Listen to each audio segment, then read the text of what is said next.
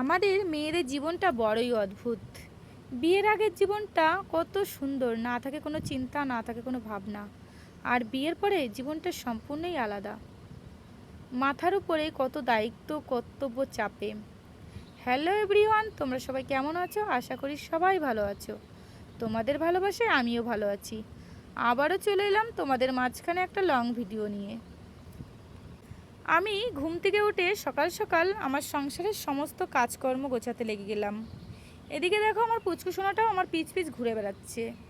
ভাবলাম পুচকুটা যেহেতু ঘুমিয়ে আছে, তাড়াতাড়ি করে আমি আমার সংসারের সমস্ত কাজকর্ম গুছিয়ে নিই। কিন্তু আমি ঘুম থেকে ওঠার আগে আমার পুচকুটা উঠে হাজির। যাই হোক, কী করা যাবে, ওর মতন খেলা করুক, আমি আমার মতন কাজ করি।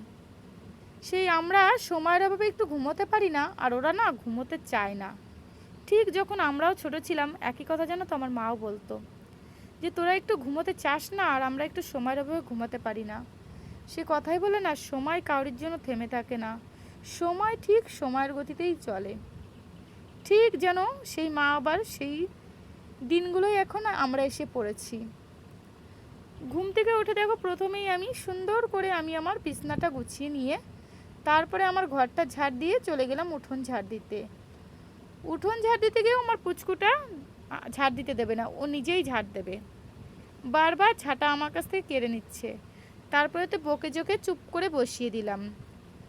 আমার এদিকে সমস্ত কাজকর্ম গুছিয়ে গেছিয়ে চলে গেলাম জামা কাপড় ধুতে।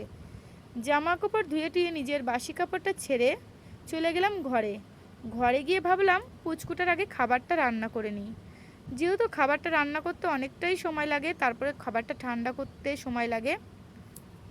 দেখো আমার পুচকুটা মায়ের পিছ পিছ ঘুরে বেড়াচ্ছে, কখন যেন মা একটু কোলে নেবে, কিন্তু মায়ের তো আর কাজ শেষই হচ্ছে না। ওদিকে তারপরে ভাবলাম পুচকুটাকে একটু গুছিয়ে গেছিয়ে দিই, তাই একটু কাজল পাউডার দিয়ে দিলাম। কিন্তু পুচকু তো কিছুতেই কাজল পাউডার আমার হাতে পড়বে না, ও নিজে নিজেই ওস্তাদি করবে।